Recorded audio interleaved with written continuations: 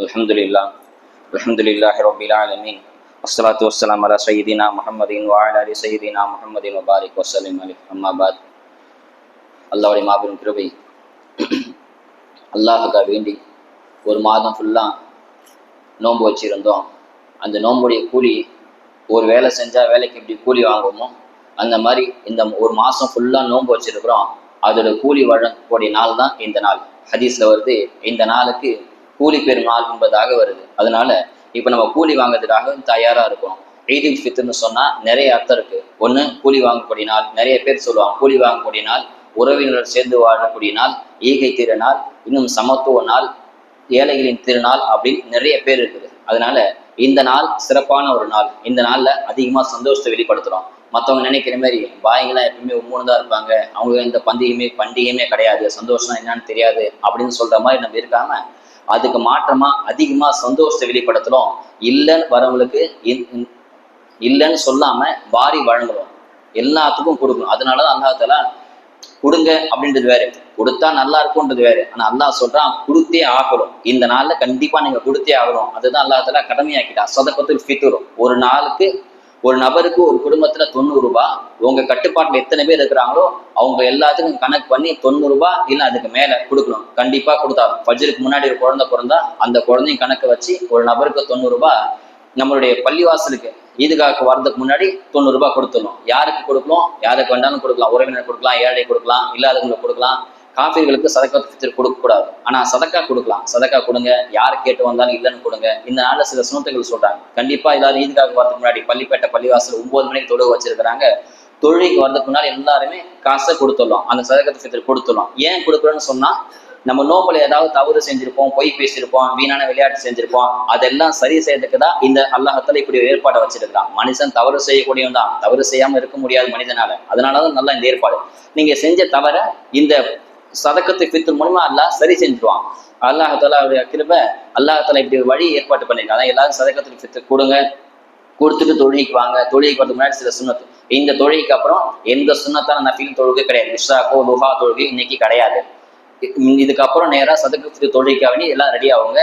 தலைக்கு எண்ணெய் வைக்கலாம், சுருமா தேய்க்குது, அத்தர் போடுறது, இருக்கிறதுலே நல்ல ட்ரெஸ்ஸாக போடலாம், புது ட்ரெஸ்ஸாக போடலாம். இல்லைன்னா உங்கள்கிட்ட இருக்கிறது நல்ல விலை உயர்ந்த நல்ல புதுசாக இருக்கிற மாதிரி ட்ரெஸ்ஸை போடலாம். அதிகமாக சந்தோஷத்தை வெளிப்படுத்துங்க. குடும்பத்தில் இன்னைக்கு சண்டை சாட்சி எதுவும் செய்யாதீங்க, சண்டை போடாதீங்க, எரிஞ்சு ஒழுகாதீங்க, அதிகமாக கோபப்படாதீங்க, சந்தோஷத்தோடு இருங்க. தொழுகைக்கு வரதுக்கு முன்னால ஏதாவது இனிப்பான பொருள் சாப்பிட்டு வரணும், சாப்பிடாம வரக்கூடாது. அல்லது எதுவுமே கிடைக்கலான்னு சொன்னா ஒரே ஒரு பேரிச்சம்பழம், 1 அல்லது 3 அல்லது 5 ஒற்றைப்படியாக பேரிச்சம்பழம் சாப்பிட்டு இனிப்பு சாப்பிட்டு வரணும். தொழுகைக்கு வரும்போது ஒரு வழியில, போகும்போது வேறு வழியில. அதுக்கு 2 காரணம் சொல்லுவாங்க. முதல் காரணம், நம்ம சந்தோஷமா வரத ஊர் மக்கள் எல்லாம் பார்ப்போம், பாய்ங்க சந்தோஷமா இருக்காங்க அப்படின்னு பார்க்கலாம். 2வது காரணம், வர வழி ஏதாவது ஏழைங்கன்னா நம்மகிட்ட ஏதாவது கேட்டா கொடுத்துட்டு வர்றோம். அதுக்கு தான் இந்த 2 காரணத்துக்காக போகும்போது ஒரு வழியில, தொழுது முடிச்சுட்டு வரும்போது வேறு வழியில வரணும். இந்த மாதிரி சில சுண்ணத்துக்கள் சொல்றாங்க. குளிக்கிறது, மிஸ்வாக்கை செய்யறது, அதிகமாக தான தர்மம் செய்யறது. இதுக்காக முடிஞ்சு வரும்போது எல்லாத்துக்கும் முசாஃபா மோனாக்கா செஞ்சு 6 தழுவி கட்டி அணைச்சி ரொம்ப டைம் எடுத்து பொறுமையாக நேரமானாலும் சரி எல்லாத்துக்கும் முசாஃபா செஞ்சு வரும். யார் முசாஃபா செய்யறாங்களோ அந்த துவா, ரப்பனா தகப்பல்லாஹ் மின்னா வ மின்கும், அந்த துவா ஓதுனா அல்லாஹ் எல்லா பாவத்தையும் மன்னிச்சிடறான். தோளி உரைச்சி கட்டி மோனாக்கா செய்யறது, முசாஃபா செய்யுது, அப்படி செஞ்சோன்னு சொன்னா அல்லாஹ் எல்லா பாவத்தையும் மன்னிச்சிடறான். இப்போ ஃபஜ்ர் தொழுத உடனே அல்லாஹ் தஆலா ஒரு மலக்குமார் கூட்டத்தை இறங்குறாங்க. ஹதீஸ்ல வருது, மலக்குமார் இப்னு அப்பாஸ் அறிவிக்கிறாங்க, ஒரு கூட்டம் இறங்குது. யாரெல்லாம் பள்ளிவாசலுக்கு போறாங்களோ அவங்களுக்குலாம் தெரு முனையில நின்று ஸல்லல்லாஹு அலைஹி உம்மத்தை வருக வருக, உங்க பாவத்தெல்லாம் அல்லாஹ் மன்னிச்சுட்டான், நீங்க சந்தோஷமா திரும்பி போங்கன்னு சொல்லி நம்ம முசாஃபா செய்யறாங்க. இது மனுஷன் கண்ணுக்கும் ஜின்னு கண்ணுக்கும் தெரியாது என்பதாக ஹதீஸ்ல வருது. இன்னும் சொல்றாங்க, இந்த நாள் அல்லாஹ் எல்லா பாவத்தையும் மன்னிச்சிடறான். 4 பேர் பாவத்தை மன்னிக்கவே மாட்டான். முதலாவது, யார் மது அருந்தக்கூடியதா இருக்கிறாரோ, யார் ஹம்ரு சாராயம் யார் குடிக்கிறாங்களோ அவங்க பாவத்தை அல்லாஹ் மன்னிக்க மாட்டான். தௌபா செய்யாதவரை மன்னிக்க மாட்டான். 2வது, தான் பெற்றோருக்கு நோய் வினை செய்யறவன், பெற்றோர் துன்புறுத்துறவன், பெற்றோருக்கு மரியாதை தரவன், பெற்றோர் பேச்சை கேட்காதவன், பெற்றோர் சொல்லி கீழ்படியாதவன், அவங்க பாவத்தை அல்லாஹ் மன்னிக்கவே மாட்டான். 3வது, ஒரு துண்டிக்கிறவன். நிறைய ஹதீஸ் வந்திருக்கு, யார் சொந்த பந்தத்தை ரத்த பந்தத்தை வெட்டி வாழ்றாங்களோ அவங்க பாவத்தை அல்லாஹ் மன்னிக்கவே மாட்டான். யாராவது நம்மகிட்ட பேசலையா உடனே ஃபோன் போட்டு அஸ்ஸலாமு அலைக்கும் ஈத் முபாரக் சொல்லிடுங்க. நம்ம குறைஞ்சு போறது கிடையாது. அவன் தாங்க தப்பு பண்ணா, நான் தப்பு பண்ணுங்க, பரவாயில்ல, நம்ம ஒன்றும் அவங்க இறங்கி போறதுனால நம்ம குறைஞ்சு போறதே கிடையாது. நம்மளே இறங்கி மன்னிப்பு கேட்டோம்னு சொன்னா அல்லாஹ் நிச்சயமா இந்த உலகத்தையும் உங்களை உயர்த்துவான், நாளை மறுமையில கண்டிப்பா அல்லாஹ் உயர்த்தாம உங்களை மவுத்து கொடுக்க மாட்டான். அதனால இறங்கி போய் இன்னைக்கே ஃபோன் போட்டு பேசிடுங்க உறவினர். 4வது, பொறாமை கொள்றவன். நிறைய விஷயம் இருக்கு, பொறாமை மட்டும் படவே கூடாது. குர்ஆன்ல 114 சூறா இருக்குது.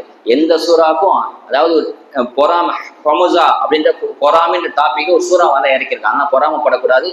மது குடிக்கிறவன், பெற்றோருக்கு கீழ்ப்படியாதவன், உறவு முறை துண்டிச்சு வாழ்பவன், பொறாமைப்படுறவன், இந்த 4 பேரை தவிர அல்லாஹ் எல்லா பாவத்தையும் மன்னிச்சிடுவாங்க. அல்லாஹ் சுப்ஹானஹு வ தஆலா அருமையான சந்தர்ப்பத்தை பயன்படுத்திக்கிட்டு நம்ம எல்லா தேவையும் கேளுங்க, அல்லாஹ் கொடுக்க தயாரா இருக்கான். சந்தோஷமா வாங்க, சந்தோஷமா போங்க. அல்லாஹ் சுப்ஹானஹு வ தஆலா பாவத்தை அல்லாஹ்வுல எல்லா பாவத்தையும் மன்னித்து அல்லாஹ் தஆலா உயர்ந்த சொர்க்கத்தை தந்தார் புரிவானாக. அஸ்ஸலாமு அலைக்கும் வரஹ்மத்துல்லாஹி வபரகாத்துஹு.